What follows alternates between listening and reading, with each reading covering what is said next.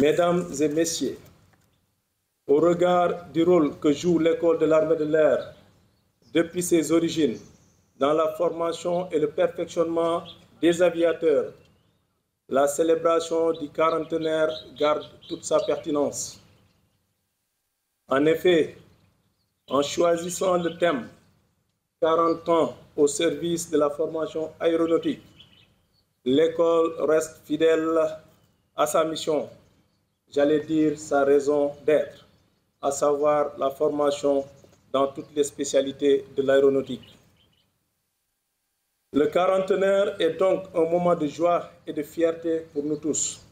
Surtout, il constitue une occasion rare pour réfléchir sur le chemin parcouru et les défis surmontés. En réalité, il y a 40 ans, cette école a été officiellement fondée avec une vision et une mission. Aujourd'hui, nous apprécions ensemble les fruits de l'engagement, du dévouement et du dur labeur de plusieurs générations d'élèves, d'instructeurs et de chefs militaires. L'école est aujourd'hui dans une phase active de transformation depuis qu'elle a enclenché une montée en puissance. Aujourd'hui, l'école de l'armée de l'air compte environ 200 élèves en internat, officiers, sous-officiers et civils, sénégalais et étrangers, répartis dans plusieurs spécialités telles que la maintenance aéronautique, le pilotage et le contrôle aérien. L'école, c'est également près d'une trentaine d'avions et d'hélicoptères, des ateliers et environ 400 personnes, instructeurs et de soutien. Les élèves intègrent l'école de l'armée de l'air chaque année à la suite d'un concours national très sélectif de niveau bac pour les sous-officiers et de niveau licence pour les officiers. Pour le concours de cette année, plus de 1500 jeunes Sénégalais ont déjà frappé à nos portes pour intégrer notre école afin de devenir aviateurs militaires.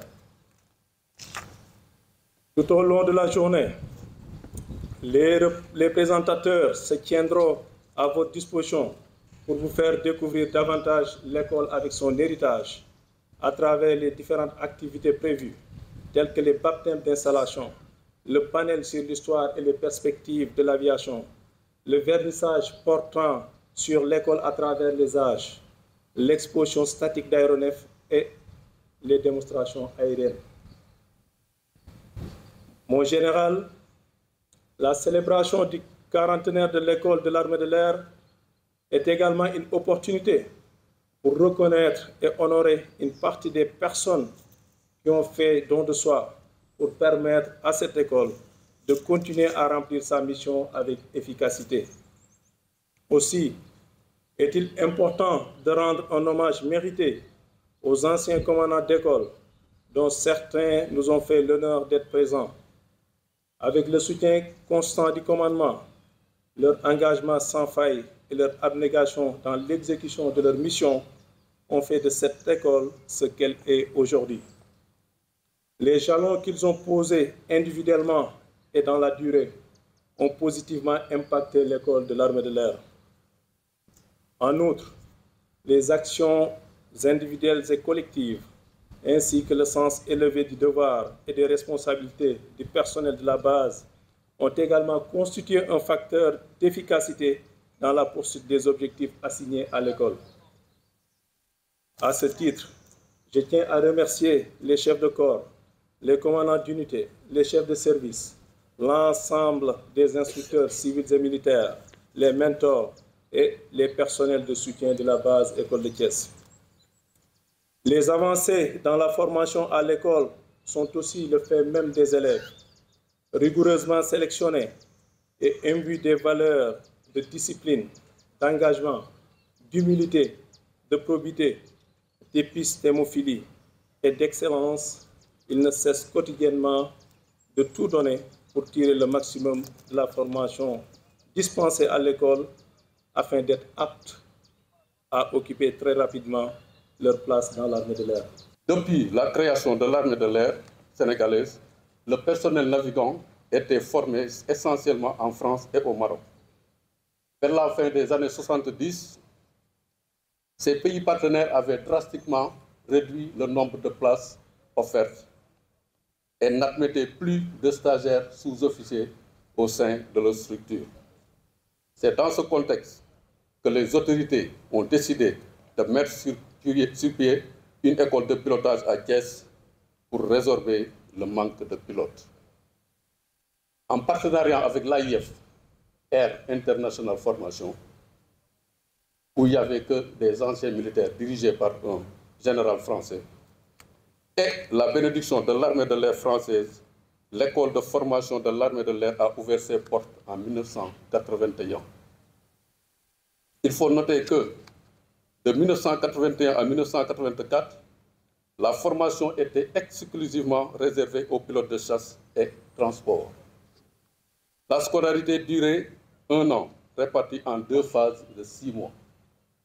Une première à Thiès, un tronc commun, pour l'obtention du BE sur rallye 150 et rallye 235. Et une seconde à Arcachon pour le brevet supérieur chasse sur Fouga Magistère CM170 et BS Transport sur Piper PA 23. À tout seigneur, tout honneur, permettez-moi de le citer. La première promotion, sergent Jean-Pierre Nian, le sergent Baïtiadi Diaw, de deuxième classe, Samba Ndiaye, Henri Bokande, Amanyo Goundour, Gora Der, Ibrahim Touf et moi-même. Ce groupe a rejoint la base de Thiès dans la deuxième quinzaine de novembre 1981. Comme tout début étant difficile, on était accueillis et hébergés au domicile du commandant de l'école avec une chambre et un salon pour tous les stagiaires. Pour la popote, la prise en charge se faisait au niveau de l'ENOA qui débutait aussi ses cours. Des conditions de vie très difficiles car il n'y avait pas de compagnie de soutien, même pas un seul élément. On était obligé d'aller chercher nos repas nous-mêmes après les vols. Comme salle de cours, on avait un conteneur d'à peu près 3 mètres de long sur 2 et un autre identique servant de salle OPS et bureau pour les instructeurs. En plus, pour aller en classe, il fallait passer par-dessus une mirette qui se trouve à côté là-bas.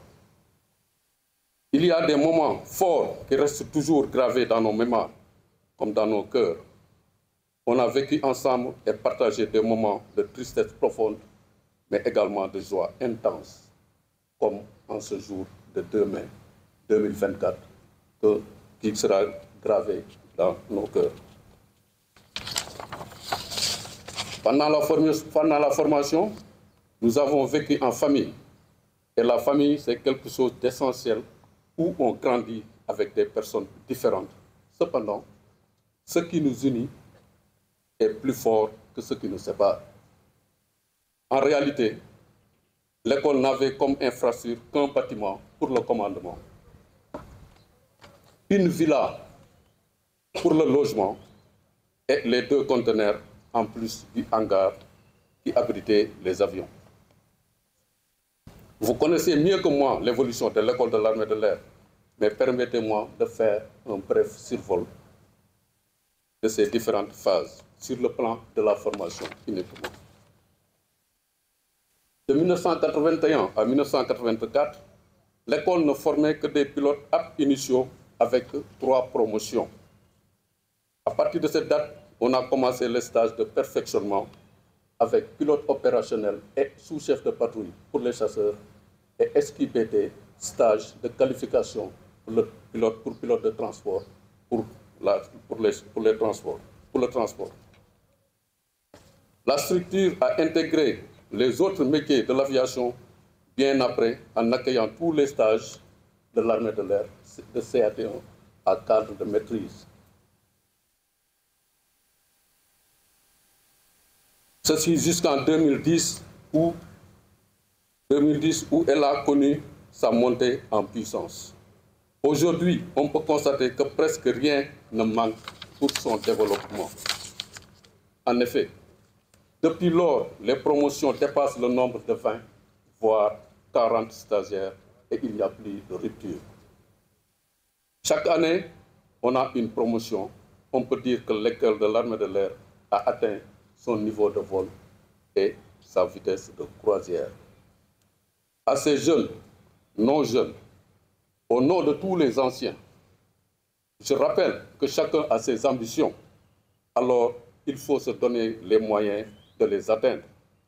Vous devez vous mettre en permanence au travail. Nul besoin de grêle ni de friction. Vous avez besoin de solidarité et apprenez à être humble, car l'humilité est comme une balance.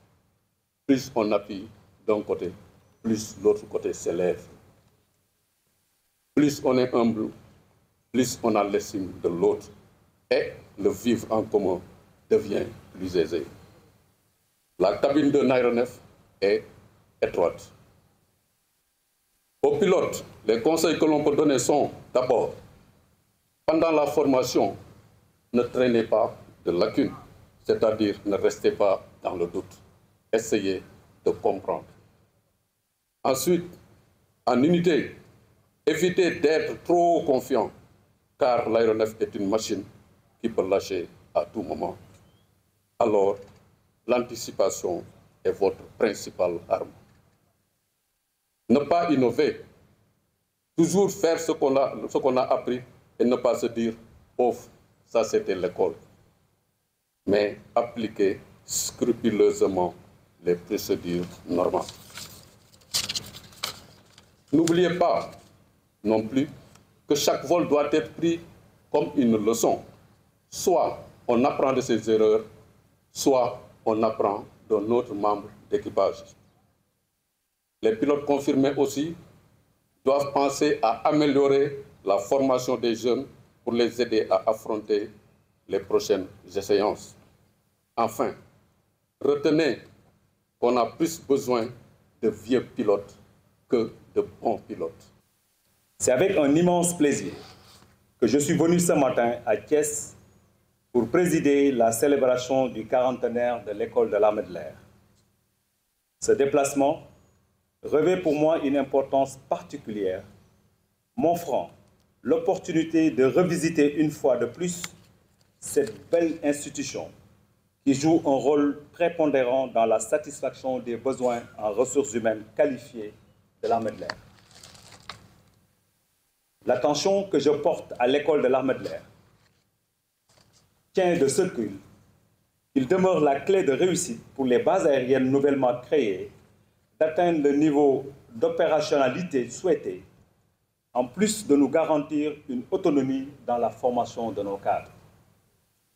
Je profite de cette opportunité, marquée par la célébration du 40aire de l'école de l'armée de l'air, pour exprimer mes chaleureuses félicitations à l'ensemble du personnel de la base école de Thiès pour la réussite de cet événement remarquable. Je tiens également à saluer leur engagement et leur détermination constante à fournir quotidiennement les efforts nécessaires pour assurer une formation de qualité aux aviateurs. Mesdames, Messieurs, honorables invités, 40 ans, c'est une période marquante, une étape qui témoigne non seulement de la longévité de l'école de l'armée de l'air, mais aussi de sa résilience, de sa force et de son engagement envers la formation. 40 ans, c'est aussi un voyage riche en réalisations, en moments de joie et parfois en défis. L'école a traversé des périodes de mutation et d'adaptation, mais à chaque étape, elle a su maintenir le cap. et demeurer fidèle à sa vocation éducative ainsi qu'à ses valeurs fondamentales. Plusieurs générations d'aviateurs compétents et conscients de leur double responsabilité en tant que militaires et citoyens ont ainsi été formés au sein de cette prestigieuse école. D'ailleurs, en procédant tout à l'heure au baptême des allées et hangars en présence des familles, nous honorons la mémoire de ces anciens aviateurs qui ont consacré leur vie à notre institution militaire. Je tiens à exprimer ma gratitude à ces grands anciens pour le service en faveur de l'armée de l'air en général et de l'école de l'armée de l'air en particulier. Mesdames, Messieurs, honorables invités, chers aviateurs, alors que nous tournons une page de l'histoire de l'armée de l'air et que nous faisons cap vers l'avenir, nous devons rester résolument engagés à poursuivre la mission de formation des cadres et encore plus de détermination et d'ambition. En effet, dans un monde en constante évolution, l'école de l'armée de l'air doit rester à l'avant-garde de l'innovation pédagogique, mais aussi technologique. Les métiers de l'aéronautique militaire étant particulièrement exigeants, il est impératif de continuer à investir dans nos infrastructures, nos programmes et nos ressources humaines, afin de garantir aux aviateurs une formation de qualité répondant aux exigences du XXIe siècle.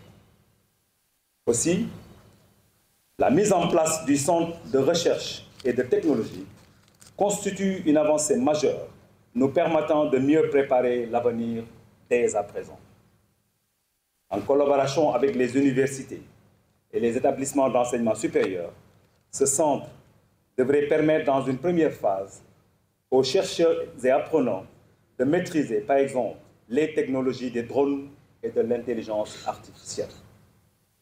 L'érection d'une grande bibliothèque moderne et le renforcement de l'apprentissage de l'anglais, ainsi que la digitalisation des enseignements, permettront sans nul doute aux apprenants de s'adapter à leur environnement futur au sein des ateliers de maintenance, des stations de contrôle, des cockpits, mais également des bureaux.